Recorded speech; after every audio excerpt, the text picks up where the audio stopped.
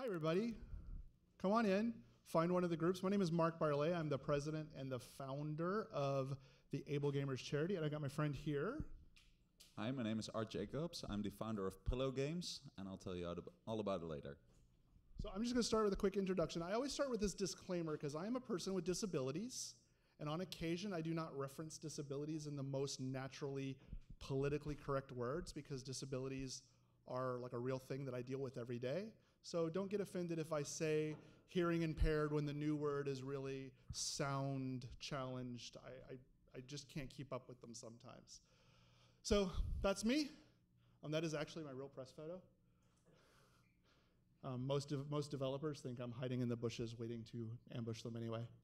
I want to tell you how I got started at AbleGamers because it's really important to understand why I'm here. So I use video games to stay connected with my family, and I have for a long time. Shockingly enough, I'm in my mid-40s. When my best friend from the 6th grade, she actually married my dorm mate from my military days. So my best friend and my dorm mate were husband and wife, and we every Friday played games together. In 2002, she was diagnosed with multiple sclerosis. And if anyone has someone with MS in your life, that is a crappy disease that really toys with you before it kills you. And one Friday, I logged in to do what I was going to do every Friday, and I had for every Friday for years before that, and my friend didn't log in. So I did what every friend did, is I picked up the phone and I said, "Where you at?" And her husband answered it. I could hear my friend crying in the background. And it freaked me out because why is my best friend from the 6th grade who took my dorm mate out because he never left the dorm and I wanted it by myself. So she did me a solid and took him to a movies, and now their husband and wife is crying. And the reason she was crying is because multiple sclerosis had decided that that day her mouse hand wasn't going to work. So her decision was, I'm not going to game.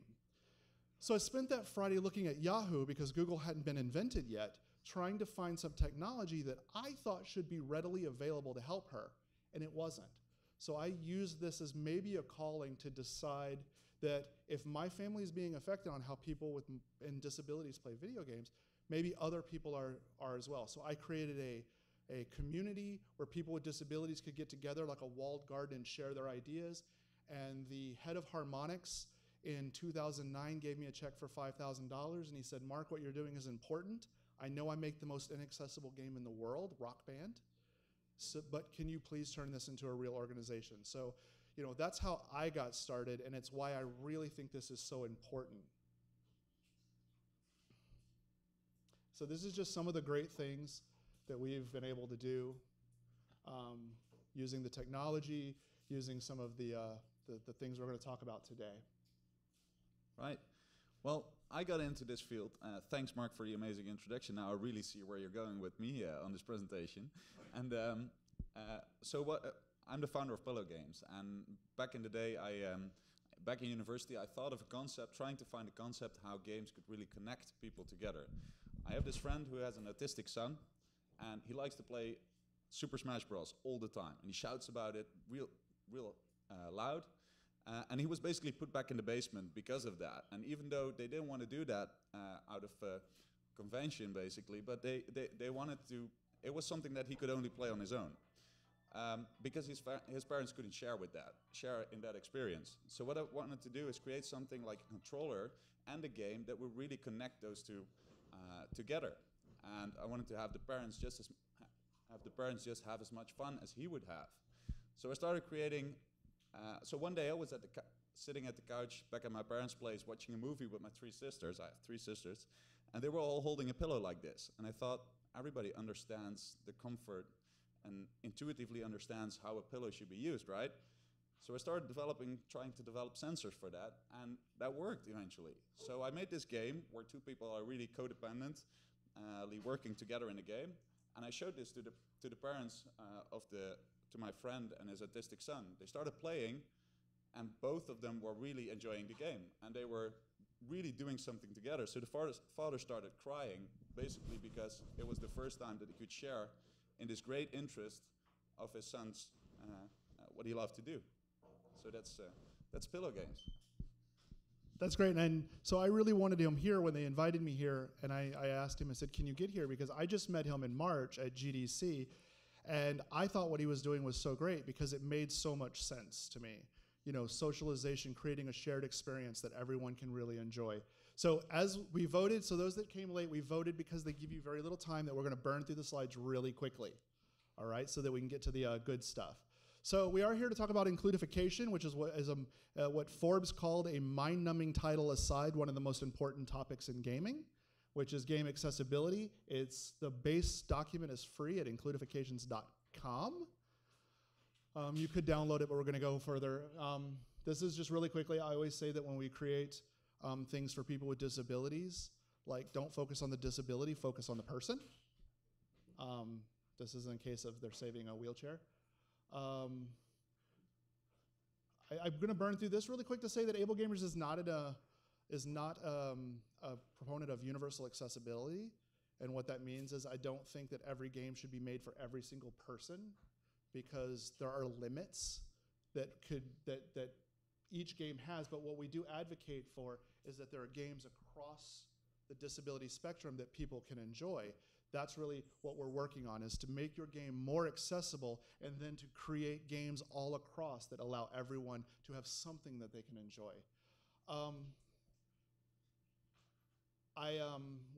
We'll start this whole thing by saying mobility impairments. What's great about Includification that you guys can download is it's all broken down into level 1, 2, and 3. Everything in level 1 is technically feasible today. I'm not asking you to invent anything you can't actually do. Level 2s are more specialized. Level 3 actually starts cannibalizing from one disability to get to another disability. So you really need to kind of check to make sure you understand who you're developing games for before you deep dive into level 3, because you will potentially, for instance, make a game that's more deaf-friendly, but could at the same time make it extremely difficult for someone with a visual impairment. Starting with physical disabilities, these are just a list of disabilities that I think we've all kind of seen, and we all know somebody. I kind of did this slide because the interesting thing is these are the things that affect my life. My sister, as I told you, has multiple sclerosis. I have paresis in my left leg due to an accident while I was in the military. My husband has Charcot-Marie Tooth disease, which is making the bottom of his feet curl up. My mother died of a stroke a year ago yesterday. And my best friend who runs AbleGamers has spinal muscular atrophy. These are all people in my life that are very close or were close to me that have a disability. So what are the level 1s? We're just going to touch on the level 1s because I want to get to the workshop aspect of it. Remappable keys. Interestingly enough, Xbox and PlayStation in the last big release both put remappable keys at the level of the actual Xbox and PlayStation 4. I largely believe, and there was a little bit of a controversy at GDC, I largely believe that this is solved.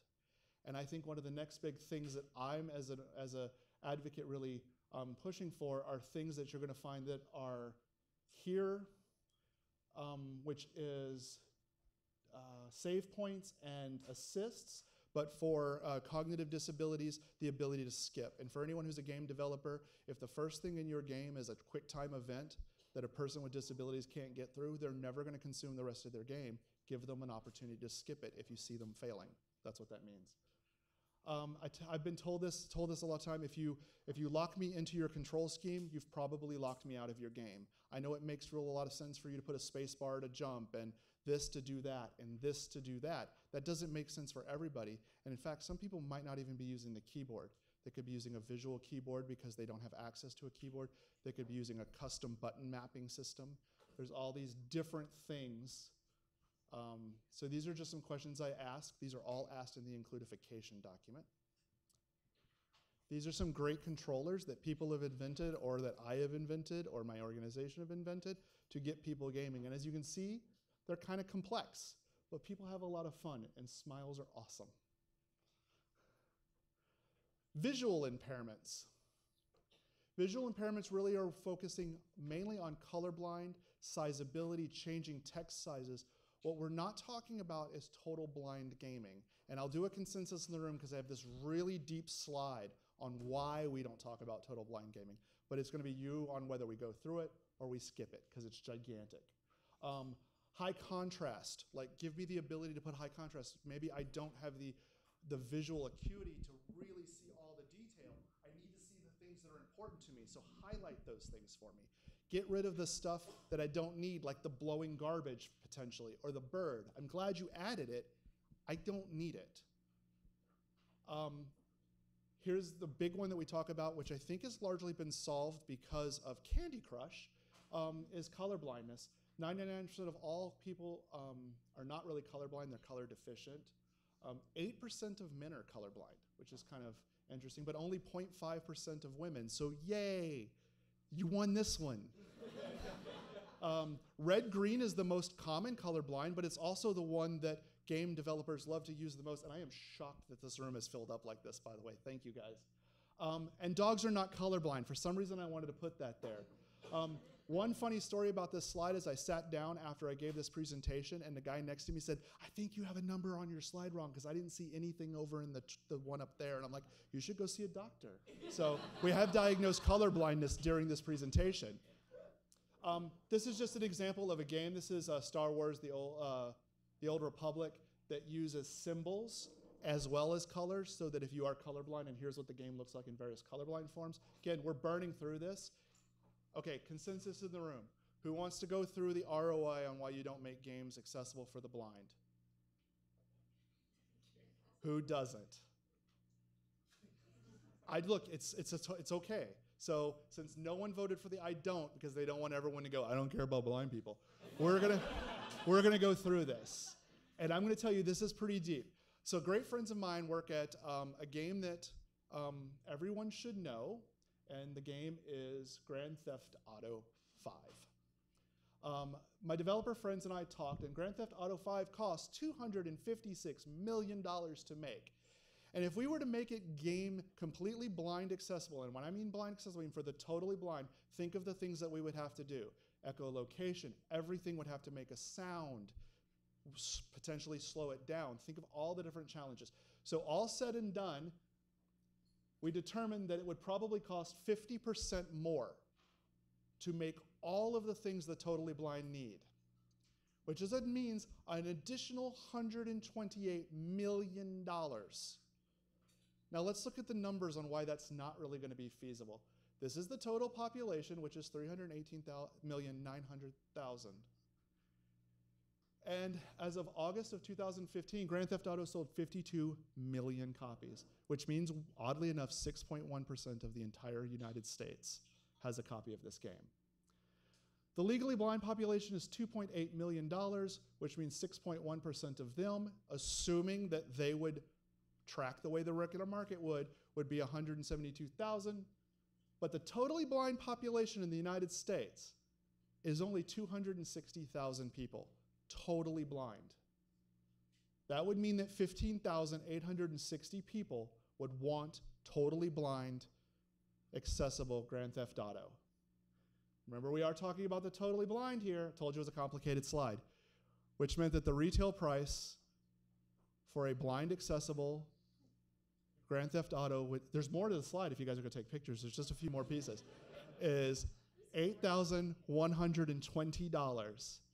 Here's the part that makes it not worth it to the game company. It would mean for the $128 million that they would get a 0.000305% increase in sales. That's the most expensive half of a percent in gaming. And that's why when it comes to AAA titles, you don't see a lot of games being made for the totally accessible. Now take the picture. This is the last build. All right. If every person who was blind just bought the game just to thank Rockstar at $50, they'd still be $113 million short.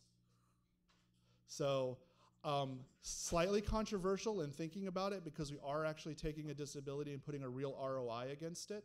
I am very much an advocate for real world accessibility. And so this is what the real world looks like in this case. That said, I have a slide that gets me out of trouble. If you're an indie game developer, the cost of making a game is almost nothing compared to what it was even 5 years ago. That guy right there can prove it, right? That's exactly why we go for these markets, because it's real interesting and you get a lot of basically emotional return on investment. Exactly. Also, making mobile games, the tools and the platforms, are very doable. In the mobile market, there are many games that are accessible to the totally blind. So any real questions before we leave that? Because I know that was a lot to swallow, and I've done it all in 9 minutes, which is great. Wow. Any questions about total blind accessibility? Excellent. Hearing impaired. The big one here is closed captioning. And this has largely been solved, and I want to leave it to you to explain why it's largely been solved. Sorry. Yeah, well, yeah, basically there's also already a lot of text in games, right? That's spoken. That's one large thing, right? And the other one, it's easily just like instructions are also there. You can just add the localization. Yeah. We talked about. Yeah, localization, so right? You're European. You're looking exactly. at making games that are supporting what markets? English, German, French. Exactly. So everybody could just, it's real simple. So I could just translate the game for my community, for the people. If I would love the game, I could do that. But it's real simple because it's just, you're taking the technology that's used for closed captioning in the native language and using it as subtitling in a localization language. And this is something that actually has made closed captioning in our space as an English speakers much more prevalent because they understand I send that file off to a custom translator, the custom translator gives it to me in Japanese or in French, and I publish the game, don't have to recut the voiceovers, turn on closed captioning as default, call it subtitling, boom, another 100,000 copies. That's why for the deaf gamer, gaming has become much easier than it was even 10 years ago. One of the big challenges for deaf gamers now is to get games to include information that you're giving to me in auditory only. For instance, there is one game that the first thing you do is a zombie comes up from the left and like slashes you. If you don't know it's there, like the first thing you play in the game is you like die 3 times before you figure out. That's how it's going to start every time. But if you have headphones on, you almost immediately know what's happening because you can hear it in your left ear. Or your left ear. Left for you guys. Learning impairments. Learning impairments is something that, again, you were talking about when you initially even started the game as just the learning impairments, but this is the one that I also think is the most difficult for us to solve because learning disabilities run across the board. I mean, show me someone with autism and I'll show you someone who has a disease like no other person on earth. Show me someone with something as simple as dyslexia and they're having challenges and they're finding solutions like no other person with dyslexia is. This is the hardest. So the things that we talk about here are tutorials, giving people just an opportunity to play the game without a lot of consequences so that they can understand how they work. We have, for example, examples of games where you can just play along a self-evolving story. And you could just play along and just push the button. Yeah, right. Just push the button and something happens. You get audiovisual stimuli that get you engaged in the game. And then after a while, you might be setting it to a more difficult mode, where you can continue.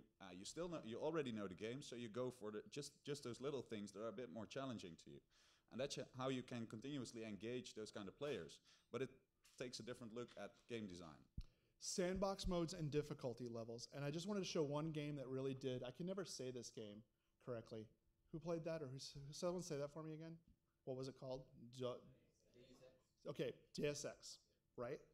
So what they did, which I thought was amazing, and I talked to the developer, is at the very beginning when you play this game, they have this screen that comes up. And it says, tell me a story, or basically make this the hardest thing I've ever played. And the reason why the developer told me to do that is they spent 96 hours of voiceover and content, story content in this game.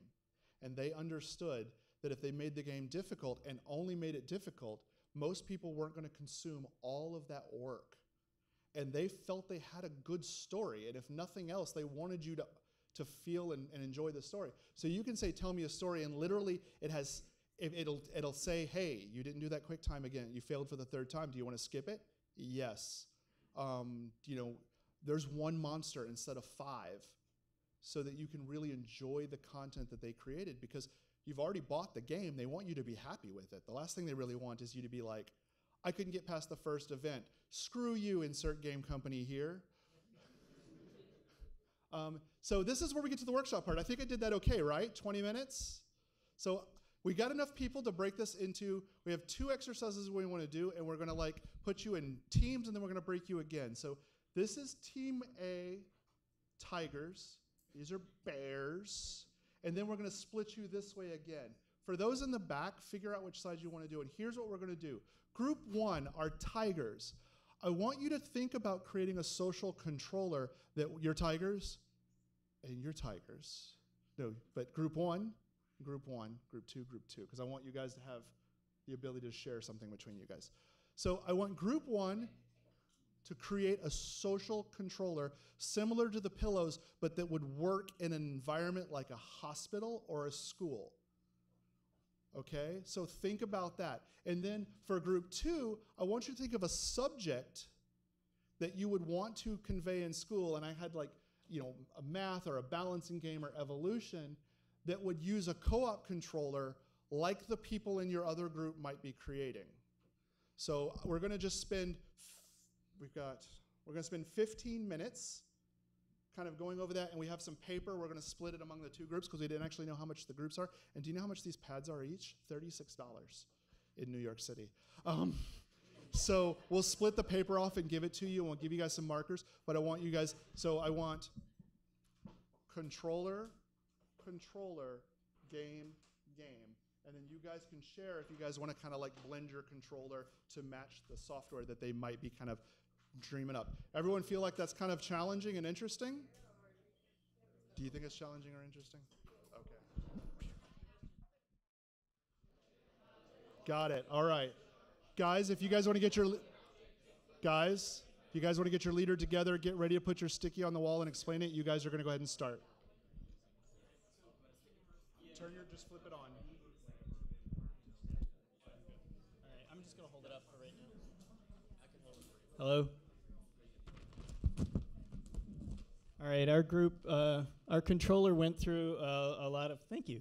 Our controller went through a lot of iterations quickly here. We talked about, coming out from the social idea, we talked about touch. And we thought maybe actually people's skin touching each other would be activating things about the game. We got into talking about wearables of different kinds and a controller that would accept different kinds of input, but that would have analogous ways of giving the same input. So for instance, if somebody had difficulty moving limbs, they might have a wearable on their forehead or something that would accomplish an analogous thing. And so we talked about a controller that was kind of centrally located around a group of people and would incorporate input from all of them at once. And we talked about, they asked us about pressure sensitivity, so we talked about proximity and orientation to the receiver.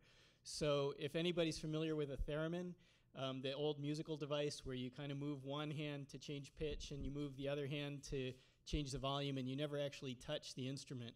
This would be sort of like a theremin that's shared by a group of people.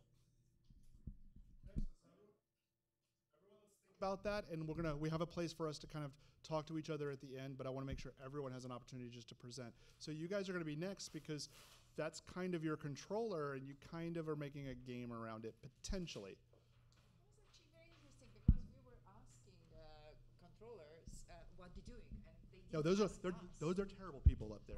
That's not you. I know.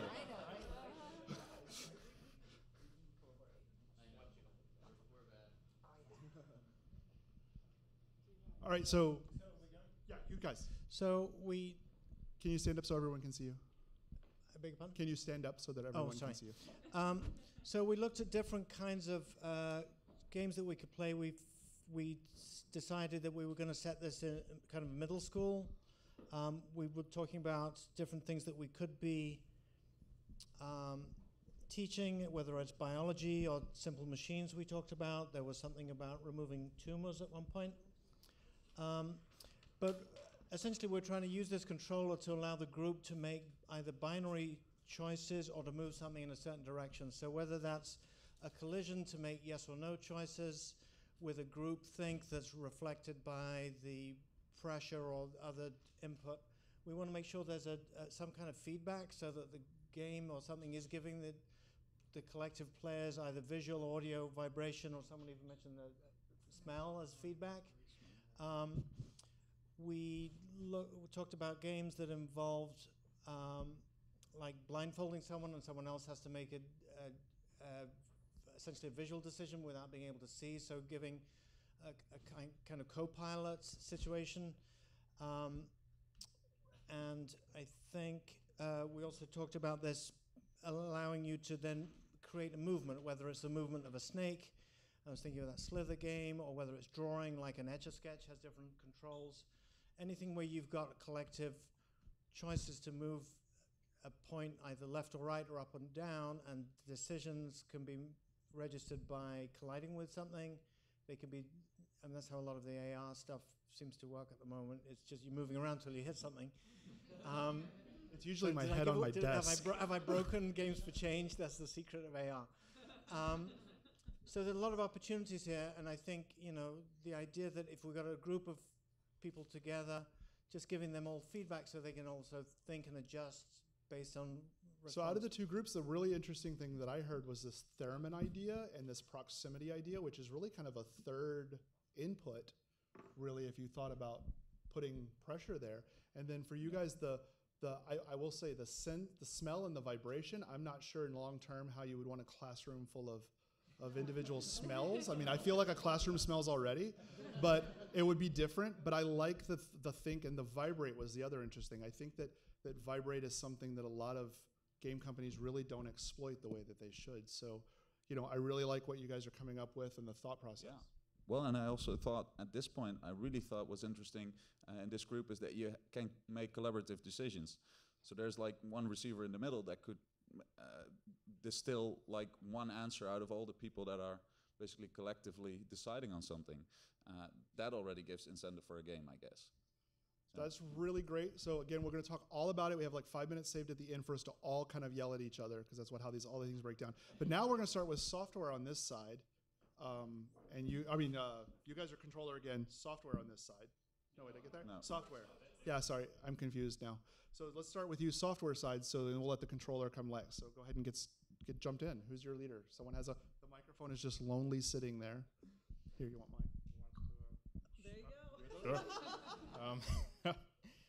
So our software idea was, what we needed, what we wanted was a cooking game, right? That teaches you how to cook, and so it would you would select stuff with like this like controller that's like super accessible to like maybe like an amputee, and like it's like super easy to like select your choices, and then like you'll bring it over to like a bowl, and then like if you have to like mix like batter or something, you'd be on this chair that our controller people developed, talked about, and like you would like you'd like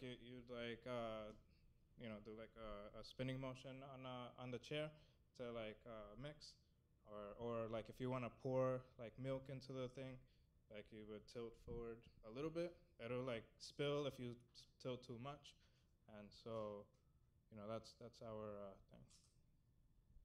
I like that he's already said you developed the controller, so he's like, yeah, they've got it done. It's done. your requirements. That's really interesting idea there of using like the spin and the different things. What's your co-op though? So how you didn't speak about how the people are going to work together as much. So give us a little bit insight on that.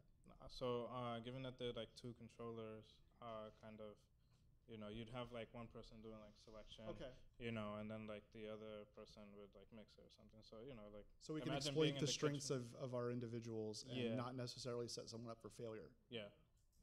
And I mean, imagine being in the kitchen together, cooking together. Something you should feel that kind of experience. I also think there's a cultural aspect to that as well, if you think about it. Cooking and learning other people's cultures and foods and things like that. So that's a really interesting thought too. All right, controller people, apparently you've designed a chair and spinning moons and everything. Now it's on. Okay. All right. We created a couple different controllers because the point I think we were making in the beginning is that any controller you design is very specific to the type of disability or the audience that you're looking at. So, let's say it's somebody with almost no physical ability, some sort of paraplegic situation going on. You'd have almost all visual acuity and maybe voice input. and that's all you'd be. But we're gearing it more towards developmental disabilities right now is our focus here. So we have one controller that's geared more towards fine motor input and one that's geared more towards gross motor input.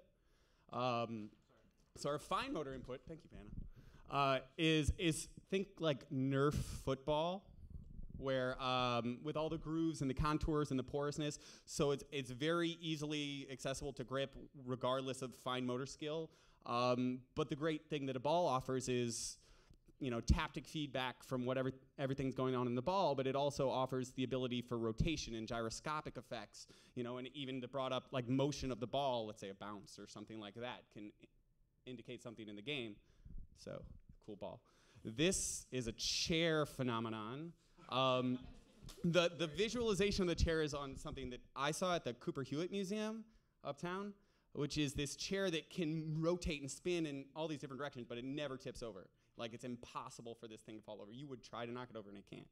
So within it, it also allows for the taptic feedback and movement in almost any direction, but it's very accessible because I've seen all types of students with various physical disabilities sit in these chairs, and maybe they have greater gross motor function or less.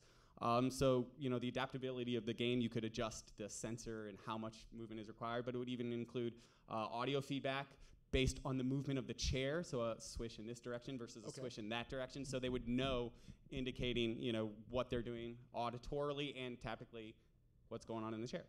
That's excellent. You're using multiple ways of kind of giving the signal that you're progressing in whatever the controller is supposed to see. So I actually think that worked out really well. And again, I'm surprised that so many people showed up because they didn't bring enough paper. I want to take this last 5 minutes before we go into our closing to just maybe talk to each other about, like, if you saw something that was interesting over here, or you guys want to steal some IP from this group. Let's just talk about that as a group, because there's a lot of incredibly smart people sitting in the room. Sir, I love the idea of... Grab your microphone if you have it. I can be loud. Okay. I love the idea of the touch feedback regarding this one and the cooperative aspect. And granted, there are certain students with autism who that touch component might be a barrier, but it also might be a great stepping stone that through the game they're almost forced in, because they enjoy the game so much already and they want to be involved in the game, they're willing to give up that uncomfortable nature of physical contact, and so now they're beginning to learn physical contact. Desensitizing them to... So basically the game is, even though they're doing the game aspect, simply the nature of the controller is helping this kid form physical bonds that they might not be comfortable enough doing otherwise. Other comments? There was other hands up. I saw them. It's not just that guy.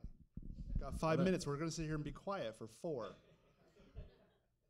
No one else? I'd love to say something about this collaboration, because, I believe there wasn't too much collaboration. Well, you knew what you were doing, but what I think there's way more opportunities right here in the things that you're bringing together, because cooking, in my perspective, is not only about knowing physically how to pour stuff in or how to select some ingredients. I think if you do it in a classroom, it's also about teamwork, about managing the process of cooking, right? And there could be like a very interesting learning objective, collaborating with the controllers, like where more people get a saying in what they're doing, the cultural aspect. I think if we would have another hour, we would be able to go on you together and work together as a team to get to those kind of things. I would really see a game in that. Love it. Anyone else? Come on, guys. Let's work so hard. Yes, ma'am. I just appreciate how multisensory the conversation got. I don't know if just like where we're all at now with where things are moving, but the whole room was talking about from touch to smell, multisensory, full body, physical. That chair, I would love to try that, whatever game in that chair idea. So it seems like that's a shift in this field. I would say that even in the last couple of years of talking to larger groups, you are absolutely right. The fact that, like, I used to, and I know there was someone over here who talked about board games. One of the things I do every summer is a Google project where teachers they go and they create board games, and I come in at day 3 of a 5-day workshop, and they have to start over because I break their hearts about how their games aren't accessible. And in the last 5 years that I've been doing that, I'm only breaking half the hearts now, because the teachers and people are starting to really think about, well, wait a second, we're going down a road that's going to leave, and they have specific use cases in mind that have names, Bobby or Jenny or Joe, because now they've got these students in these mixed classrooms where they're now, without me having to tell them about accessibility, they're already worried about that. So I agree that you're 100% on that. Anyone? Yes, ma'am. You have to speak. You're going to have to use the mic. An observation. It's interesting when we do this how everyone goes to the worst disability right off. You know, there's amputees and lots of really, really big stuff happening. And there's so many levels of disability that probably would be addressed, but it's things that maybe many of us, you know, have to deal with. It was interesting that you were talking about balance, and for me specifically, that's something that people probably wouldn't even notice, but it's certainly in my daily life is something. So it's just an observation. It's a great observation. Yes, sir. Can you speak up or do I have to walk over there with the mic? You and I were talking real briefly about military, wounded warriors type of stuff. And one of the things that veterans, when we come back, losing the sense of community is one of the biggest reasons for PTSD. And you're just on your own. A lot of people don't understand. So having something where you still have to work as a team for a common goal, I think there's some kind of opportunity there.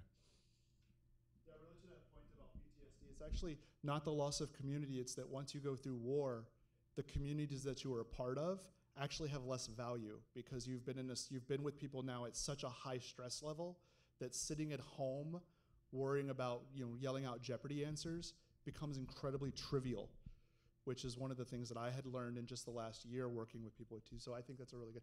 Anyone else before we kind of close up the shop? We got time for one more observation. Yes, ma'am.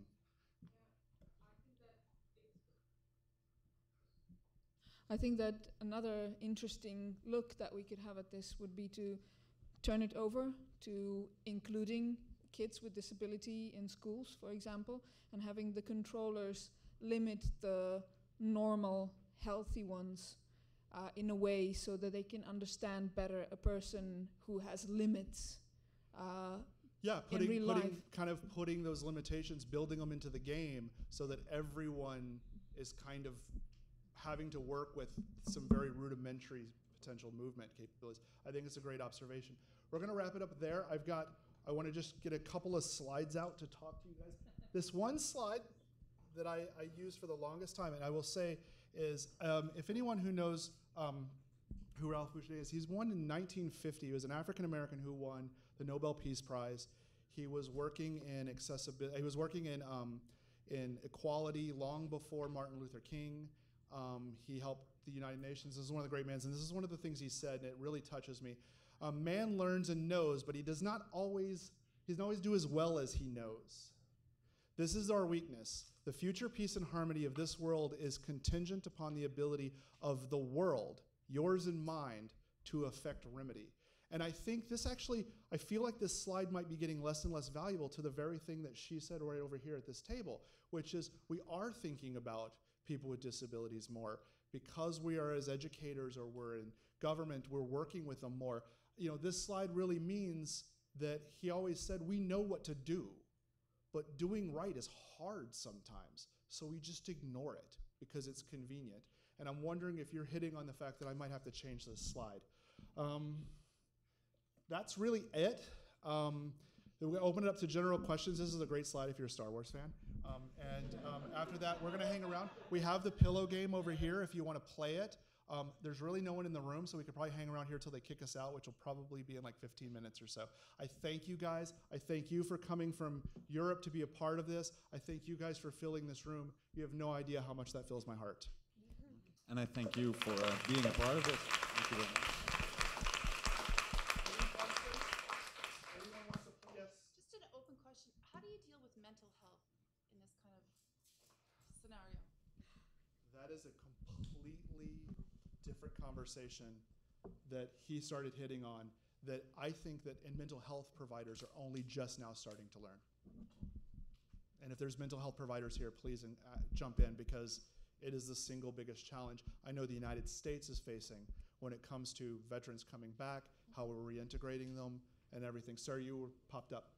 It wasn't on that. It was something else. Sure. when you go to this games conference at Google, why do you wait till day 3 to tell them to make it Because that's when they schedule me. What they're wanting That's the to problem. do. We do it. We try and retrofit. Well, that's what they wanted me to do. Is they want them to go down the road because they're teaching them how to gamify the first day. They're wanting them to start solidifying concepts the second day, and I'm just the wrench. And the real idea is to try to force them to start thinking about accessibility sooner. And like I said, I'll probably end up moving to day 2 because the secret's out. Anyone else? Awesome. Come play the Pillo game if you want. You're free to go from this point. I know there's one more talk upstairs.